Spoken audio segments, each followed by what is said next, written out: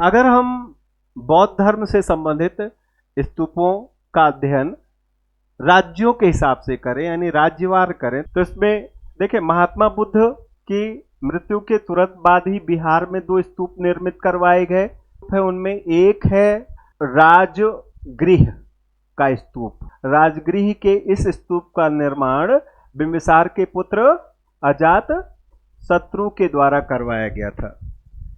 ये सारीरी का स्तूप है। सारीरी का स्तूप का मतलब हो गया ये स्तूप भगवान बुद्ध, महात्मा बुद्ध की अस्थियों के ऊपर निर्मित किया गया है।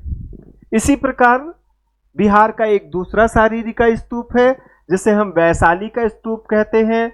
वैशाली का जो स्तूप है, इस स्तूप का निर्माण लिच्छवी राजा चेटक के द्वारा करवाया गया था। यह भी एक सारीरी का स्तूप है और इसी स्तूप से अस्थियां अर्जित करके सम्राट अशोक ने सांची में एक विशाल स्तूप, खूबसूरत स्तूप निर्मित करवाया। इसके बाद हम आ जाते हैं उत्तर प्रदेश में। उत्तर प्रदेश में यूपी, उत्तर प्रदेश में अगर हम स्तूपों की बात करें तो सबसे फेमस स्तूप है धमेक का स्तूप। धमेक का स्तूप ये सारनाथ में स्थित है। सारनाथ में स्थित है। इस स्तूप का निर्माण गुप्त काल में करवाया गया। ये बात आप ध्यान रखना, क्योंकि यूपीएससी परीक्षा में ये छोटी सी चीज ही बच्चे गलत करके चले आते हैं, क्योंकि बच्चों को यकीन नहीं होता है कि जहां वो सारनाथ जहां पर सम्राट अशोक ने इतना खूबसूरत स्तंभ स्थापित करवाया, उस सारनाथ में स्तूप का निर्माण अशोक के अलावा और कौन करवा सकता है। सारनाथ वो जगह है जहां महात्मा बुद्ध ने अपना पहला उपदेश दिया था तथा जहां बौद्ध संघ की स्थापना की थी। इसके बाद उत्तर प्रदेश का जो दूसरा स्तूप है वो पिपरहवा का स्तूप है। ये पिपरहवा क्या है? ये पिपरहवा है महात्मा बुद्ध की जन्म स्थली, जिसे लुम्बिनी के नाम से भी जाना जाता है। हालांकि जब नेपाल राज्य भारतवर्ष से अलग हुआ तो लुम्बिनी नेपाल में चला गया और पिपरहवा नामक स्थल उत्तर प्रदेश के सिद्धार्थ नगर जिले में रह गया। महात्मा बुद्ध के महानिर्वाण के तुरंत बाद महात्मा बुद्ध की अस्थियों का वो हिस्सा जो शाक्य कुल को सौंपा गया, उन अस्थियों के ऊपर ये पिपरहवा के स्तूप का निर्माण करवाया गया है। कहां? इसके बाद अगर हम बात करें तो मध्य प्रदेश का नंबर आता है। मध्य प्रदेश का नंबर आता है। और एक खास बात और जान लो आप कि उत्तर प्रदेश, बिहार, मध्य प्रदेश, यहां आपको स्तूप मिलेंगे और जैसे ही आप मध्य प्रदेश से आगे बढ़ोगे महाराष्ट्र, वहां पर आपको गुफाएं मिलेंगी।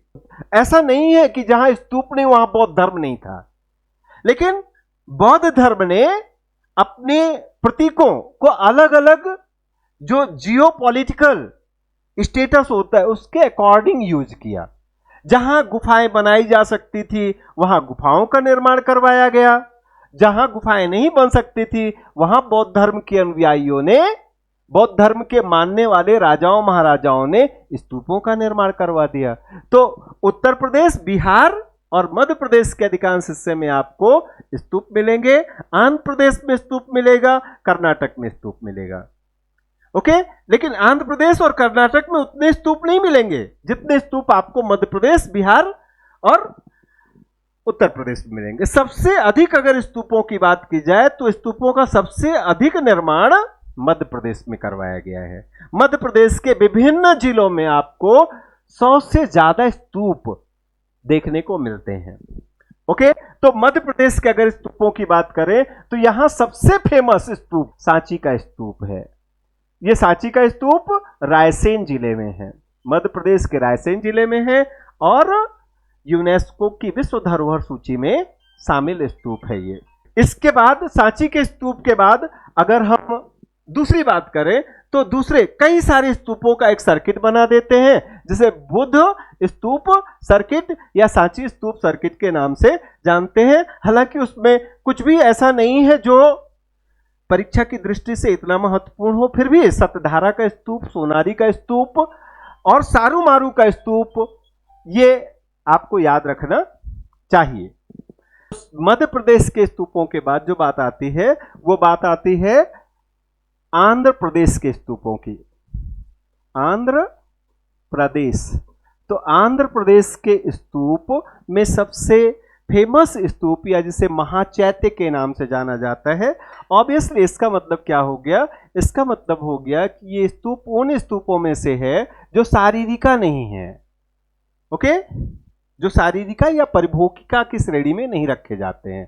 कहने का मतलब ना तो इसमें महात्मा बुद्ध या किसी बौद्ध भिक्षु के शारीरिक अवशेष है और ना ही उनके जीवन से संबंधित किसी वस्तु या किसी सामग्री को इसमें दफनाया गया है, यानी इनके अंदर संजो कर रखा गया है।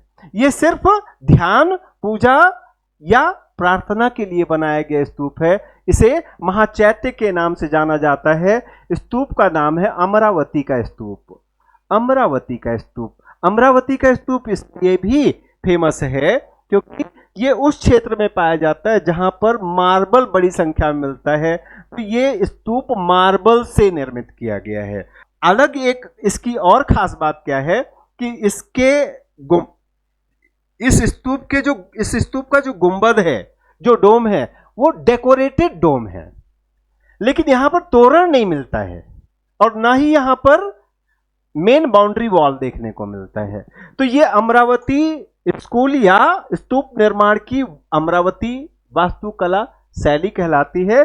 अगर आप इतना ही ध्यान रखते हैं तो आपका काम बड़े आराम से हो जाएगा। परीक्षा में इससे बाहर मेरी समझ से प्रश्न नहीं पूछा जाएगा। इसी के साथ ये सेशन को यहीं समाप्त करते हैं और अगले सेशन में आपसे फिर मुलाकात होगी। तब तक के लिए नमस्कार, धन्यवाद, जय हिंद, जय भारत।